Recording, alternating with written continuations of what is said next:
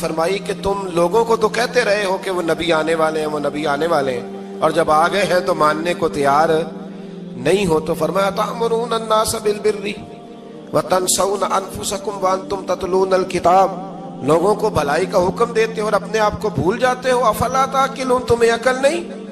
پھر اللہ نے انہیں یہ بھی یاد کرایا کہ یاد کرو وہ زمانہ کہ جب فرعون نے خواب دیکھ لیا تھا کہ کوئی بچہ اس کی سلطنت کو تباہ کرے گا، تو پھر اس نے تمہارے بچوں کو ذبح کرانا شروع کیا اور تمہاری بیٹیوں کو چھوڑتا تھا۔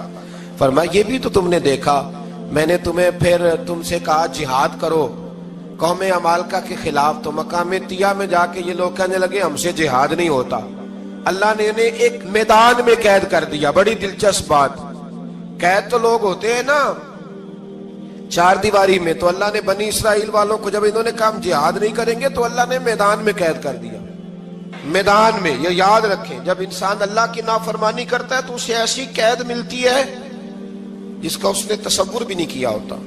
ایک میدان ہے مقام طیہ، قید ہو گئے، سارا دن سفر کرتے تھے، سارا دن، تو رات کو تھک کے سوتے تھے، صبح اٹھتے تھے نا جب، تو وہیں ہوتے تھے جہاں کل صبح چلے تھے۔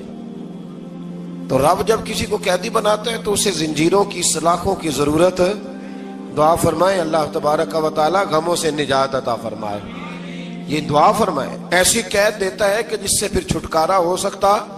تو بنی اسرائیل کا بہت زیادہ تذکرہ اس بارے میں اللہ تبارک و تعالی نے پھر بیان کیا، اور پھر کہا کہ انہیں جو حکم دیا جاتا تھا یہ اس کی سرتابی کرتے تھے، پھر اللہ نے ان پر ذلت نازل کر دی اور یہ ہمیشہ اس کا شکار رہے۔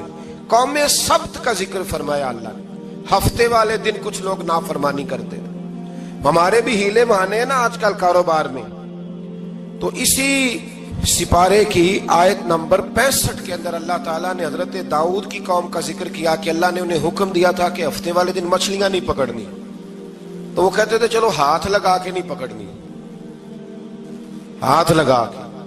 وہ ہمارے لوگ ہیلے بہانے تلاش کر لیتے ہیں نا، وہ بڑے جناب انشورنس والا آ گیا، اب وہ بینک والا آ گیا، وہ فلانے صاحب آ گئے، وہ تروڑ مروڑ کے کہانیاں باتیں، اور پھر ہمیں بھی رستے مل جاتے ہیں بچنے کے۔ مفتی صاحب نے کہہ دیا تھا، ایک مولانا سے میں نے ان کو کہا ہفتے والے دن مچھلیاں نہیں پکڑنے کا، نہیں پکڑتے، چھوٹے چھوٹے حوض بنا لیے، تو مچھلیاں زیادہ آتی تھی اس دن۔ یہ بھی اللہ کی قدرت تھی، نماز کے وقت گاہک زیادہ آتے ہیں، یہ اس کی قدرت ہوتی ہے۔ تو وہ مچھلیاں حوض میں جمع ہو جاتی ہیں، یوں سمجھ لیں کہ جال انہوں نے لگا لیے ہوئے تھے، تو جال میں وہ پھنستی رہتی تھی، حوضوں میں آتی رہتی تھی۔ ہفتے کو نہیں پکڑتے تھے، اتوار کو پکڑ لیتے تھے، تو پھر اللہ نے انہیں سزا دی۔ فرمایا تماشے کرتے ہو اللہ کے حکم کے ساتھ؟ کیا سزا دی؟ فَقُلْنَا لَهُمْ كُونُوا قِرَادَةً خَاسِئِينَ، فرمایا بندر بن جاؤ دھتکارے ہوئے۔ جو رزق حرام طریقے سے کماتے تھے رب انہیں بندر بنا دیتا تھا۔ ابھی بھی میں نے دیکھے ہیں بڑے بڑے تاجر پاگلوں جیسی زندگی گزار رہے ہیں، نفسیاتی طور پہ سکون نہیں ہے، کروڑوں روپیہ پڑا ہے۔ کیوں؟ اس لیے کہ رب کے بتائے ہوئے طریقے کے مطابق تجارت نہیں کرتے۔ آگے ایک اور دلچسپ بات آ گئی، بنی اسرائیل کے اندر نا ایک شخص نے اپنے چچا کو قتل کر دیا جائیداد کے لیے۔ یہ دیکھیں کب سے لوگ جائیداد کے لیے قتل کرتے آ رہے ہیں۔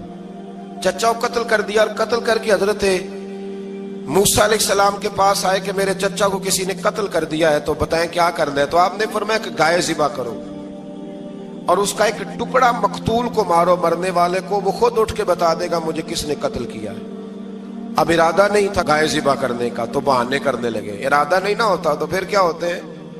کہنے لگے گائے کس طرح کی ہو، بوڑھی ہو کہ بچی ہو، رنگ کیسا ہو، جوان ہو کہ چھوٹی ہو، حال میں ایک دفعہ چلنا سیکھ گئی ہو یا ابھی نہ سیکھی ہو، تو بتاتے گئے۔ تو رب بھی شرطیں بیان کرتا گیا، گہرے زرد رنگ کی ہو، حال کے اندر اسے نہ چلایا گیا ہو، پانی نہ نکالا گیا ہو، نہ بچی ہو نہ جوان ہو، اس کے درمیان ہو۔ یہ ساری شرطیں کہاں پائی جاتی تھی؟ حضرت موسیٰ علیہ السلام کی قوم کا ایک شخص تھا جو اللہ کا ولی تھا۔ وہ جب انتقال کرنے لگا نا، اللہ اکبر، دیکھو رب ولیوں کی اولادوں پر بھی کتنا فضل فرماتا ہے۔ وہ جب انتقال کرنے لگا تو ایک اس کے پاس چھوٹی سی بچیا تھی، گائے کی بچی، اس نے جنگل میں چھوڑ دی۔ کہنے لگا یا اللہ میں تیرے نام پہ چھوڑتا ہوں، میرا بچہ جوان ہو جائے تو اسے دے دینا، اور تو سرمایہ ہی کوئی نہیں، بچہ بڑا ہوا تو بچہ بھی بڑا نیک تھا، اپنی ماں کا بڑا فرما بردار تھا۔ اس کی ماں نے کہا بیٹا تیرے باپ نے ایک گائے چھوڑی تھی، تو بچہ جنگل میں گیا اور جا کے کہنے لگا اے اللہ میری گائے مجھ سے ملا دے، تو رب کریم نے وہ گائے واپس کر دی۔ وہ گائے گھر لے آیا، اب وہ کہنے لگا اماں بیچ دوں، تو اماں کہنے لگی بیٹا میرے پوچھے بغیر نہ بیچنا۔ کئی دفعہ گاہک لگے پر اس نے کہا جب تک میری اماں نہ کہے گی میں بیچوں گا۔ ادھر بنی اسرائیل والے شرطیں جتنی گائے کے بارے میں پوچھ چکے تھے وہ ساری اسی گائے میں پائی جاتی تھی، تو یہ ڈھونڈتے ڈھونڈتے وہاں پہنچ گئے، تو کہنے لگے گائے چاہیے، تو اس نے کہا بھی تمہاری مرضی سے نہیں، قیمت میری مرضی کی۔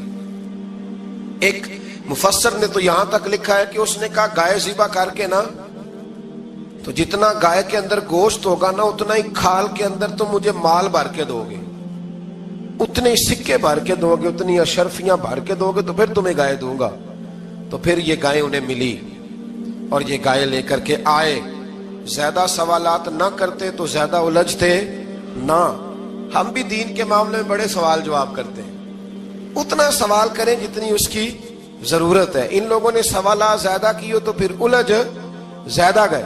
تو میرے بھائی اس کا ذکر بھی اللہ تبارک و تعالیٰ نے پہلے پارے کے اندر بیان فرمایا۔ پھر اللہ کریم نے فرمایا کہ کچھ ایسے لوگ بھی ہیں یہودیوں میں سے جن کا دعویٰ ہو گیا ہے کہ ہم اللہ کے بڑے پیارے ہیں۔ فرمایا یہ صرف ان کے منہ کی باتیں ہیں، یہ تو قیامت میں پتہ چلے گا نا کہ اللہ کا پیار کس کے ساتھ زیادہ ہے۔ اور پھر یہ بھی یہودیوں نے دعویٰ کیا ہے، اسی پارے میں اللہ فرماتے ہیں کہ ان کا دعویٰ ہے کہ ہم اللہ کے بڑے پیارے ہیں، جنت میں ہم ہی جائیں گے۔ تو اللہ فرماتا ہے پھر مرنے کی دعا تو کرو، جنت میں تو مر کے جانا ہے نا۔ لیکن رب فرماتے ہیں یہ کبھی مرنے کی دعا نہیں کریں گے، اس لیے کہ انہیں پتہ ہے کہ ہم نے آخرت کے لیے کیا بھیجا۔ لے جی پہلا حکم آ گیا یا ایھا الذین آمنوا کہہ کے، پہلی آیت قرآن پاک کی پہلے سپارے میں پہلی آیت جس میں اللہ نے کہا یا ایھا الذین آمنوا، تو پہلا حکم آمنوا کہہ کے آیت نمبر 104 میں جو اللہ نے حکم دیا ہے نا وہ نبی پاک کی تعظیم کا حکم ہے۔ پہلا حکم ہی اللہ نے حضور کی عزت اور ناموس کا ارشاد فرمایا۔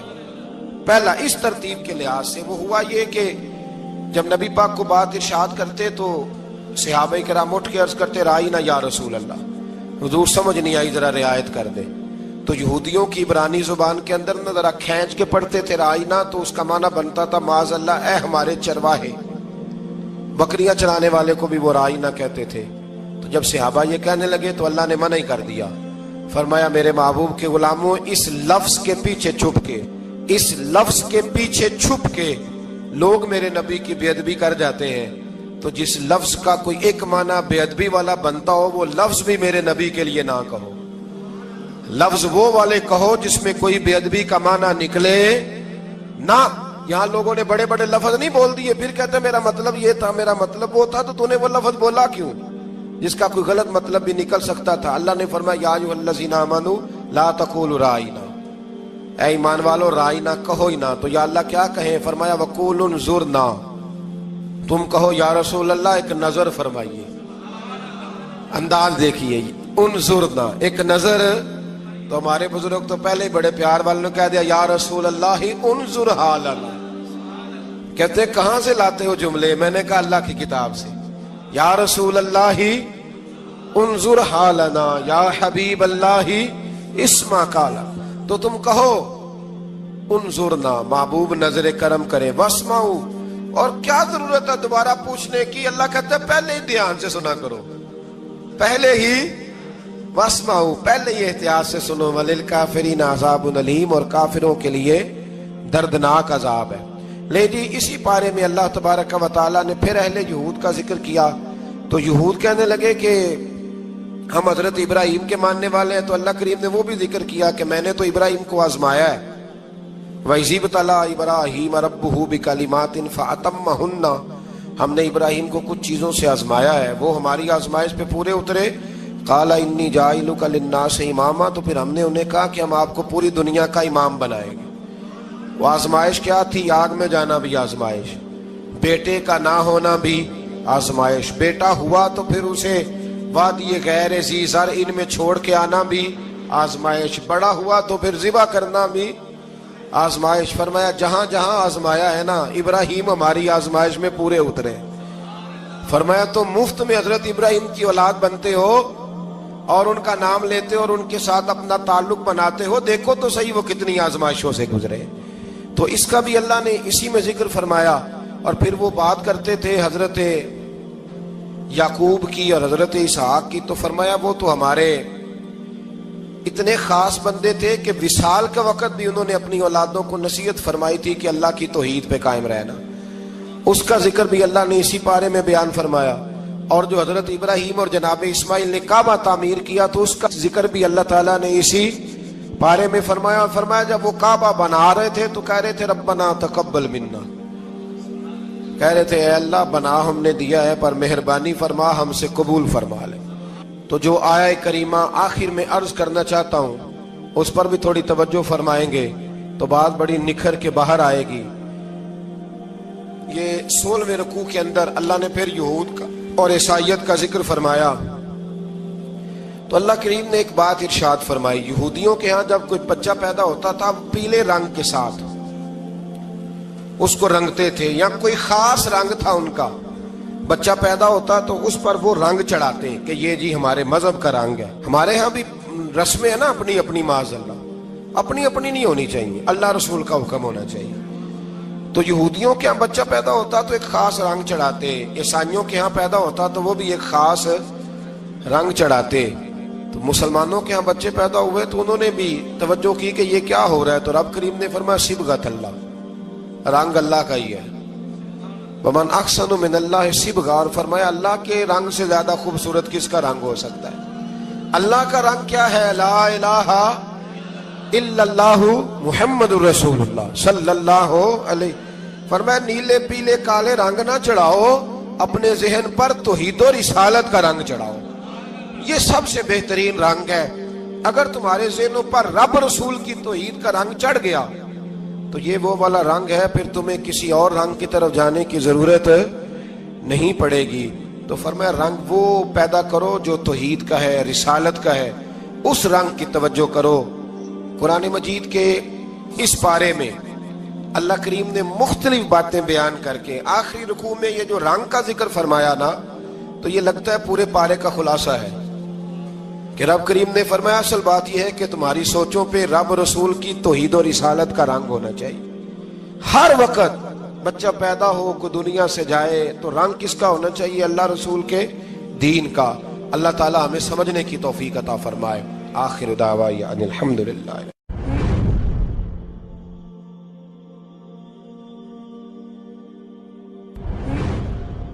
اللہ تعالیٰ نے انسان کو یاد کرایا ہے کہ تو نے عبادت اپنے رب کی کرنی ہے, اور فرمایا رب تمہارا وہ ہے جس نے تمہارے لیے زمین کو فرش بنایا ہے, آسمان کو چھت بنایا ہے, اور آسمان سے پانی برسا کے تو زمین سے پھل اگائے ہیں, رزقا لکم, وہ بھی تیرے کھانے کے لیے اگائے ہیں.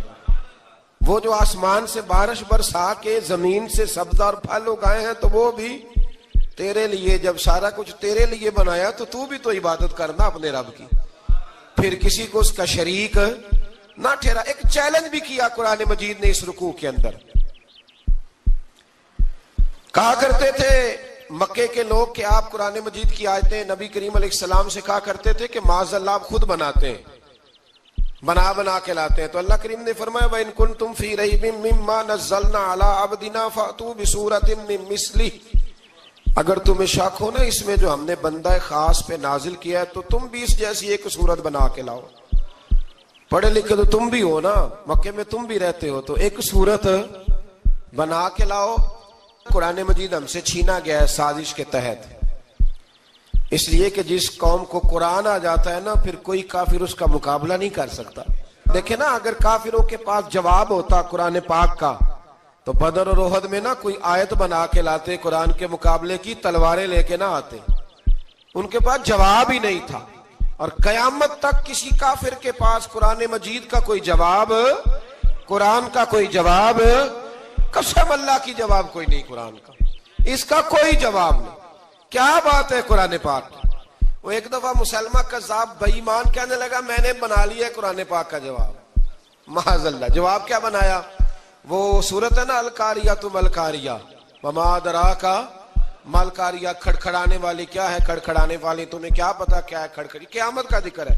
کہنے لگا میں نے اس جیسی صورت بنا لیا، تو کیا بنایا؟ الفیل ملفیل، وما ادراک ملفیل۔ کہنے لگا ہاتھی، تمہیں کیا پتا کیا ہاتھی، تم کیا جانو کیا ہاتھی۔ تو پاس جو اس کے اپنے بیٹھے تھے نا چیلے، وہ کہنے لگے چپ کر جا، سارے زمانے کو پتا ہے ہاتھی کیا ہوتا ہے۔ تو پاگل ہے، اس کے دو کان ہوتے ہیں، ایک سونڈ ہوتی ہے، چار اس کے پیر ہوتے ہیں۔ بیوقوف آدمی، قرآن کا مقابلہ کرنا ہے تو کچھ چج کے ساتھ کر، پاگلوں کی طرح مقابلہ کرے گا، جوتے کھائے گا بھی، ہمیں بھی پڑھوائے گا۔ تو قرآن مجید کا کوئی مقابلہ کر سکا؟ تو اس آیہ مبارکہ میں اللہ نے کافروں کو یہ کہا اگر مقابلہ نہیں کر سکتے تو پھر اللہ سے ڈرو، ورنہ دوزخ میں ڈالے جاؤ گے، وہ جس کا ایندھن آدمی اور پتھر ہے، اور بنائی بھی کافروں کے لیے گئی ہے۔ اعدت للکافرین، جہنم کس کے لیے بنائی گئی ہے؟ کافروں اور منافقوں کے لیے۔ مسلمانوں کے لیے بنائی گئی، مسلمان مرضی سے چھلانگے لگائیں تو ان کی موج ہے، ورنہ ان کے لیے جہنم، ان کے لیے اللہ نے جنت بنائی ہے۔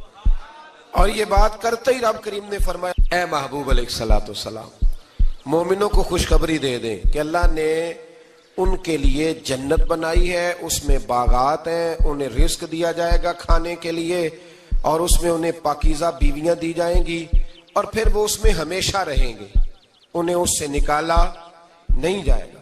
آگے جو آیات کریمہ ہے نا، اس کے اندر اللہ تبارک و تعالیٰ نے فرمایا ہے کہ اللہ حیا نہیں کرتا سمجھانے کے لیے، مچھر کی مثال بھی دینی پڑے۔ فرمایا قرآن سے کچھ لوگ ہدایت حاصل کرتے ہیں اور کچھ گمراہ ہو جاتے ہیں۔ جب لوگ اپنی مرضی کی تشریحات چاہتے ہیں تو گمراہ ہوتے ہیں، اور جب قرآن کو رسول اللہ صلی اللہ علیہ وسلم اور امت مسلمہ کی تشریحات کی روشنی میں سمجھتے ہیں تو پھر اللہ ہدایت عطا فرماتا ہے۔ پھر اللہ تبارک و تعالیٰ نے آگے ارشاد فرمایا حضرت آدم کی پیدائش کا واقعہ۔ کچھ مفسرین نے لکھا اللہ نے مشورہ کیا تھا فرشتوں سے، وَإِذْ قَالَ رَبُّكَ لِلْمَلَائِكَةِ إِنِّي جَاعِلٌ فِي الْأَرْضِ خَلِيفَةً، لیکن کچھ مفسرین کہتے ہیں کہ اللہ کو ضرورت نہیں فرشتوں سے مشورہ کرنے کی، اللہ نے فرشتوں سے مشورہ نہیں کیا، بلکہ رب نے انہیں آگاہ فرمایا تھا کہ میں لگا ہوں زمین پہ اپنا نائب بنانے، میں